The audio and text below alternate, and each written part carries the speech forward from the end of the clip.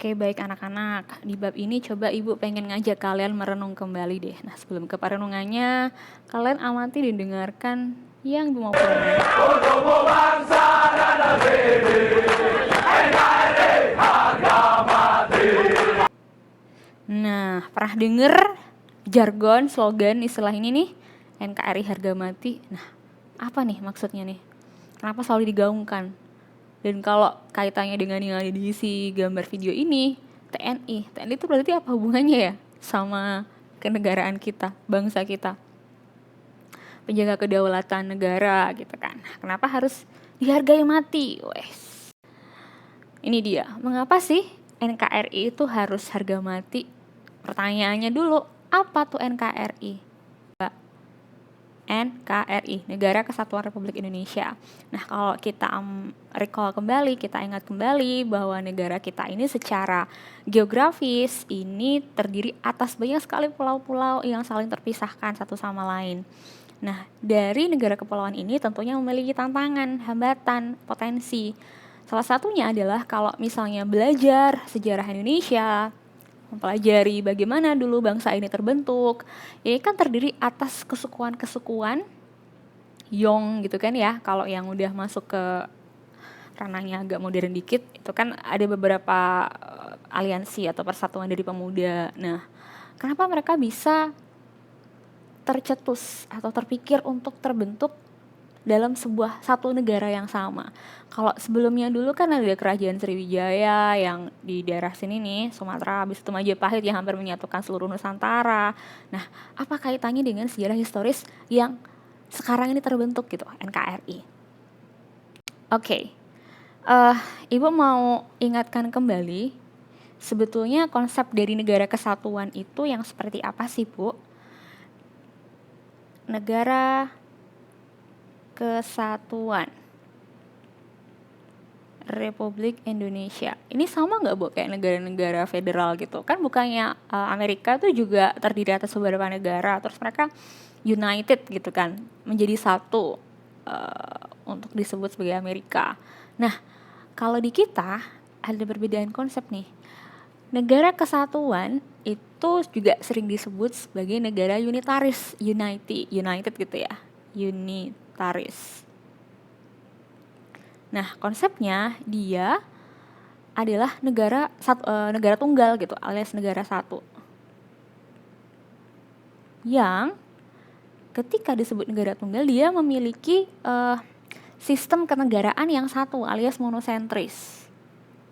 Kalau kita mau compare ke yang Amerika, tiap-tiap negara bagian itu memiliki sistem kenegaraan yang berbeda-beda antar negara bagian, termasuk peraturannya. Ya, walaupun di Indonesia juga memiliki peraturan daerah yang beda-beda gitu ya. Cuman mereka tiap-tiap negara punya sistem kenegaraan berbeda gitu.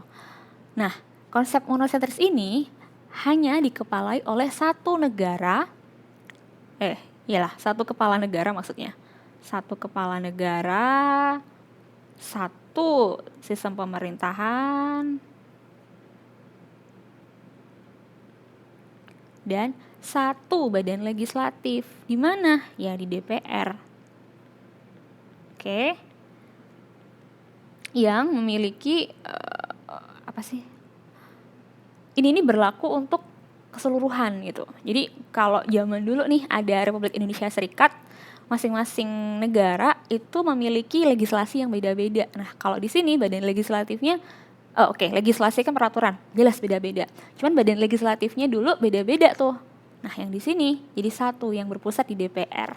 Jadi semua peraturan yang dibuat di pusat ini harus diterapkan, harus ditaati, harus dijalankan sampai ke tingkat daerah. Nah, hakikatnya dia adalah kedaulatannya tidak terbagi-bagi, baik keluar maupun ke dalam. Dan kekuasaan pemerintah pusat itu tidak dibatasi. Oke? Itu konsep dari negara kesatuan, hakikat dari negara kesatuan. Nah, pemerintah pusat tadi kan kekuasaannya tidak dapat dibatasi tuh. Tapi dia bisa, maksudnya pemerintah pusat dapat menyerahkan sebagian kekuasaannya ke daerah. Berdasarkan apa, Bu?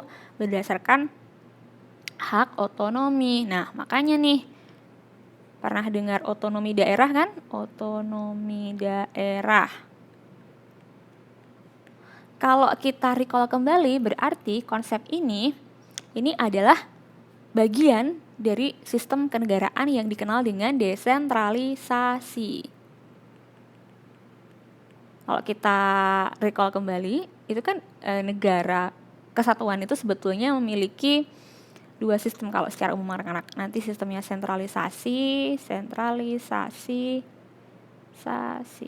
kenapa tuh? Dan juga desentralisasi.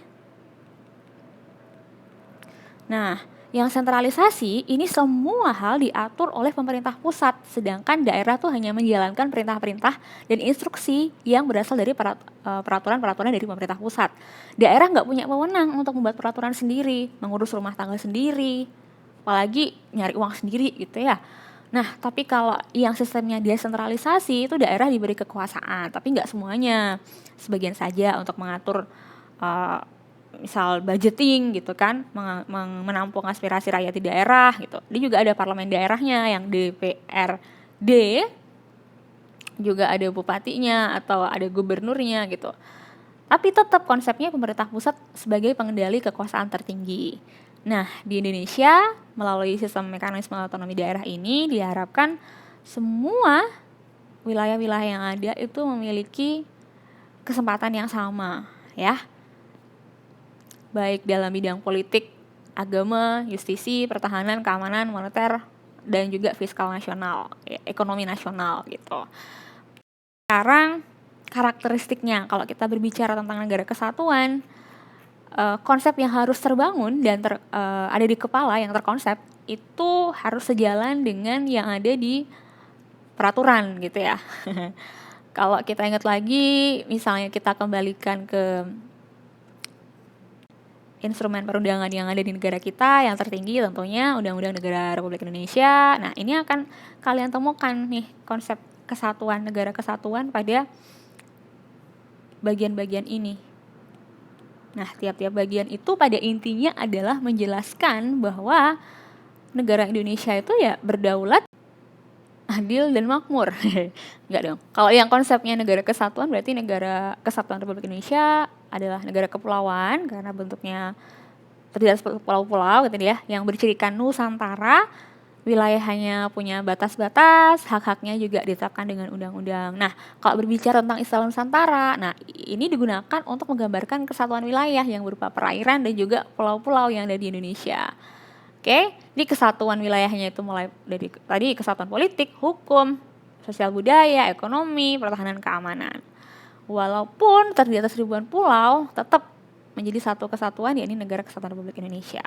Oke, kurang lebih seperti itu ya hakikat dari Negara Kesatuan Republik Indonesia. Dari tadi disebut terus sih Bu kata-kata kesatuan. Iya, karena yang di bab ini nih akan kita pelajari, kita akan menemukan dan melihat fenomena yang sekarang terjadi, betapa untuk terbentuknya dari prosesnya, bahkan yang sekarang nih yang udah terbentuk sebagai negara kesatuan itu terdapat dinamika anak-anak di dalamnya. Dinamika maksudnya gimana sih Bu? Ada yang tidak sejalan, lalu ada pemberontakan, ada yang ingin melepaskan diri, ada yang tidak puas dengan kinerja pemerintah pusat lalu mendeklarasikan diri menjadi negara lain atau bahkan keluar dari otonomi atau keluar dari kekuasaan wilayah yang ada di Indonesia gitu. Nah, lalu apa nih urgensinya? Kenapa kita harus mempelajari sejauh mana nih? Nanti kalau misalnya kalian lanjut studi ke perguruan lebih tinggi, itu akan banyak sekali ideologi-ideologi yang masuk anak-anak. Akan banyak sekali tantangan yang membuat kalian akan mempertanyakan kembali. Jadi benar gak sih yang selama ini terkonsep? Dan itu sangat-sangat bahaya untuk persatuan dan kesatuan bangsa. Pernah dengar nggak sih kalau misalnya anak-anak kuliah nih terus didoktrin, kemudian ikut alirannya tadi ya, misalnya radikalisme, lalu terpapar oleh ideologi-ideologi yang bertentangan dengan yang ada di negara Indonesia, lalu dikirim ke sini, maksudnya ke sini tuh yang ke arah daerah Timur Tengah gitu kan. Betapa kalian tuh rentan terhadap paparan-paparan ideologi yang membahayakan gitu.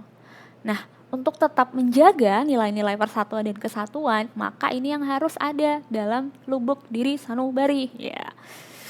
Yang pertama pro patria dan primus patrialis. Bu, apa itu Bu? Patriot, dari kata-kata patriot. Jadi harapannya kalian itu memiliki rasa mencintai tanah air. Mungkin yang belum pernah pulang ke Indonesia gitu ya, belum tahu Bu gimana kondisi Indonesia. Yang kita dengar itu yang dari media, katanya Indonesia tuh masuk negara ketiga, kemudian banyak sekali kesejahteraannya masih kurang. Udah Bu, mending di sini aja. Ya karena kalian belum pernah menjejakkan, belum pernah menikmati, merasakan betapa ketika hidup di Indonesia itu banyak privilege yang kita nikmati. Nggak perlu kita susah-susah bayar rusum gitu kan. Nggak perlu kita susah-susah untuk beli air putih gitu, karena tinggal metik, atau bahkan sayur-sayuran atau tinggal nanam aja tuh di pekarangan ya. Jadi dahulukan kepentingan bersama untuk dalam rangka satu kesatuan, miliki rasa solidaritas. Nah kalau sekarang yang kelas 12, ayo solid, ayo saling bahu-membahu, punya setia kawan. Nah ini yang jadi catatan, setia kawannya itu harus juga dalam yang hablum, ulangi, yang fasabiqul khairat gitu, yang berlomba-lombanya dalam kebaikan, jangan justru yang setia kawan di hal-hal yang negatif lagi. Miliki rasa toleransi, karena kita tahu bahwa negara Indonesia itu memiliki banyak sekali identitas, ras, budaya yang jelas-jelas beda gitu. Tapi karena ada rasa toleransi, tenggang rasa, ya hidup itu akan damai sejahtera gitu kan. Miliki perasaan tanpa pamrih dan selalu bertanggung jawab atas perbuatan yang dilakukan. Pun ketika bukan itu menjadi perbuatan kita, tapi kita tahu bahwa nilai, misalnya nih, kita ngelihat di jalan ada orang yang melanggar lalu lintas gitu ya. Terus kalian diemin aja. Berarti nggak ada rasa tanggung jawab dong di diri Bu. Ya iya dong. Oke, lalu kesatria dan kebesaran jiwa yang nggak usah lah dendam-dendaman gitu kan. Kenapa sih kok konflik itu terus ada, terus muncul, yang misalnya OPM, GAM gitu. Mereka merasa dendam mereka belum terbalaskan, atau masih tetap ada perasaan kecewa lalu ingin membalas dendam. Padahal dengan segala keterbatasan, dengan segala daya upaya, kita yakin kok arahnya itu kemana. Arahnya ingin mensejahterakan, sama-sama sejahtera, semuanya hidup aman, sentosa, sejahtera. Nah, yang harus diingat adalah juga ego diri. Terkadang nih, bukan terkadang, tapi yang menjadi fakta di lapangan adalah Indonesia itu udah terlalu banyak orang pintar, tapi masih kekurangan orang yang jujur. Artinya tadi nilai-nilai yang dimiliki, tanggung jawab, tenggang rasanya itu belum ada. Yang didahulukan masih kepentingan pribadi. Ya, harapannya seperti itu ke sana.